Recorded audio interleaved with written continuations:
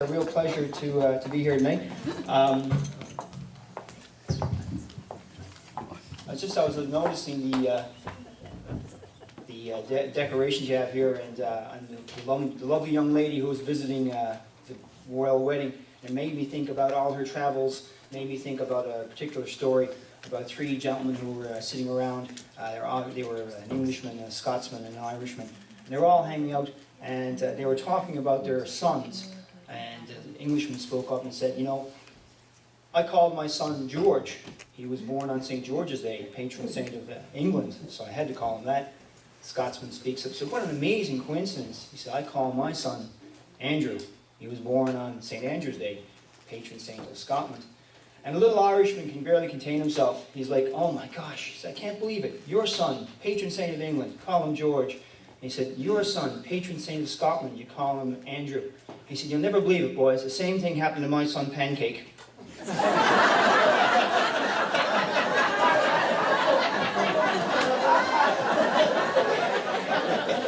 Not exactly the sharpest tool in the drawer. I was also noticing your lovely decorations there of the old schoolhouse, and it reminded me of another little story of a young lady, a very small girl, and she was in art class, and she was maybe 4 or 5.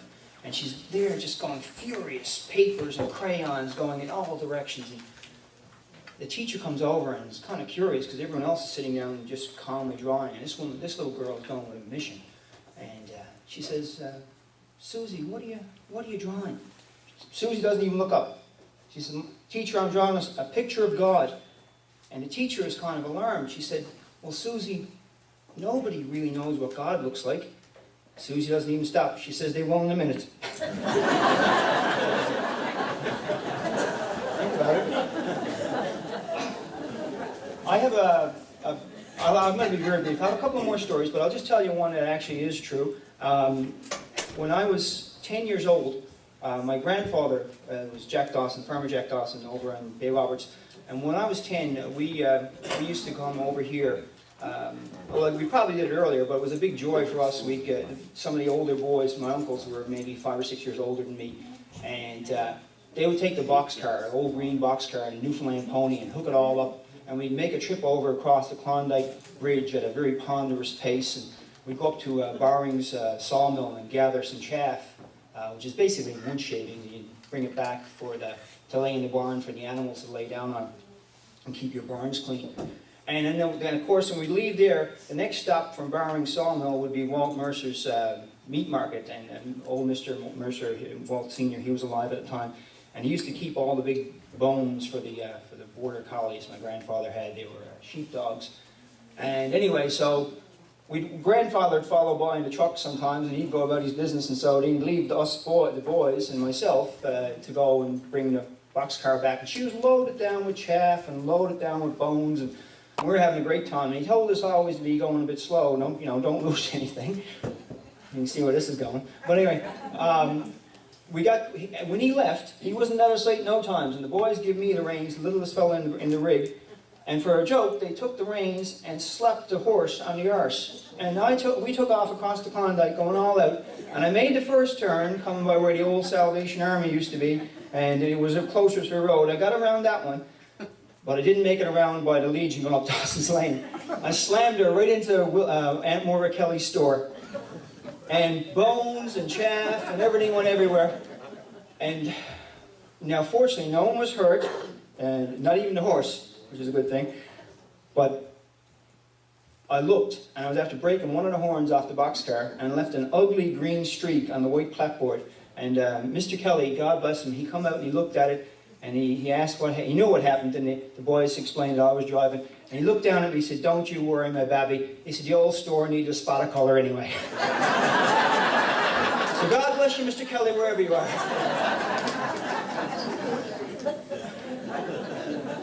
Tell you another little story. This one involves a gentleman who was a preacher, and he was a fine preacher. He's a young man down in the deep south, and he had a phenomenal stage presence.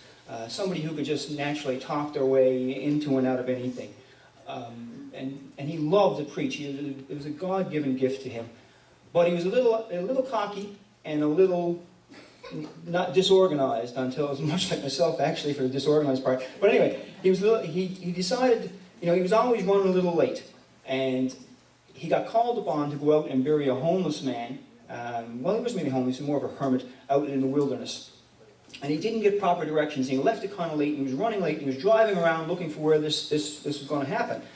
And he seen the work crew, and there they are with the backhoe about to fill back in the grave, and and they've just finished laying the concrete slab on top of what he assumes is a sarcophagus. And he says, "Boys," he said, "stop.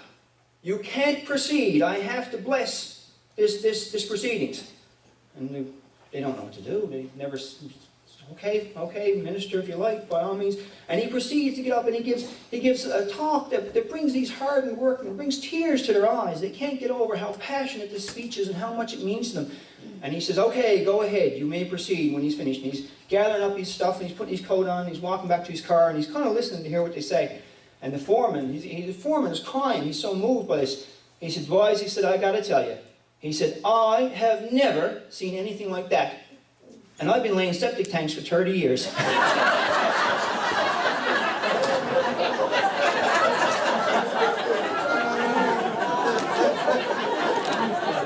better make sure you got your address right, eh? That stuff.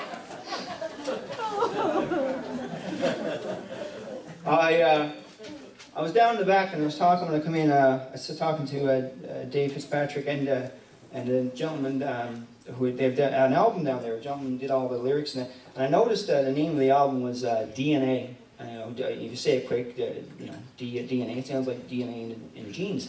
And I said, "That's pretty good. That's a lot easier to say than deoxyribonucleic acid." But it did remind me of another story about the DNA project for mapping the human genome. And a scientist came out and said they made a big discovery the other day that they found the gene for shyness. And they figured they would have found it about 4 or 5 years earlier, except it was hiding behind 3 or 4 other genes.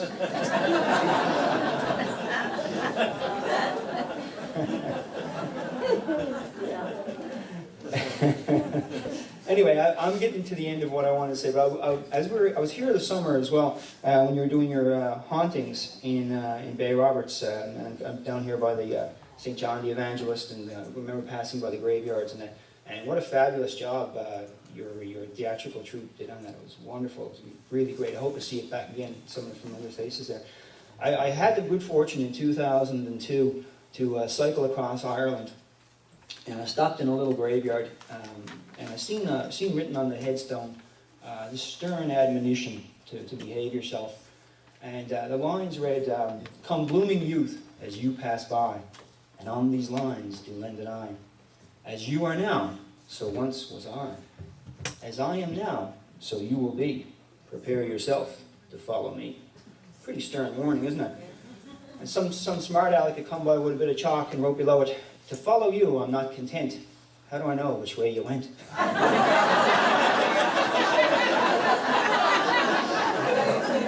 You like that, eh? That's good. Final story for me. When I was, I've always been fortunate to have been surrounded by a lot of older folks who were colorful characters, and they always kind of treated you. They let you punch above your weight, and by that I mean they treated you as an equal even when you were a lot younger. So you paid attention, and you got to see some interesting things. And one of the interesting things was there was 2 old seniors. I used to go pick up their groceries from them. I was a bit entrepreneurial. And I bought an old bicycle down to, well, my parents bought it for me, but I used to go down at Mercer's bicycle store here in Bay Roberts, an old 3-speed, and it had saddlebags on it. And I go around in the summers picking up their groceries at the local store in my hometown of Colliers. Anyway, these old guys are long dead now, so they'll forgive me for this, but come on about a month or so before Christmas, bicycles running, they never drove. And they sent me to the store to pick up some stuff for them, which was kind of different stuff. And it was molasses, and it was sugar, and it was a cake of yeast, and all of these weird and wonderful things. Now, I didn't know much about it, but they were making moonshine, of course. And about a month later, when the batch was ready, I guess that was probably one of the last batches they made together, these old fellas. They had people come in at Christmas. And they used to say this particular toast when it was a good batch, and I heard it here in Bay Roberts too from other people.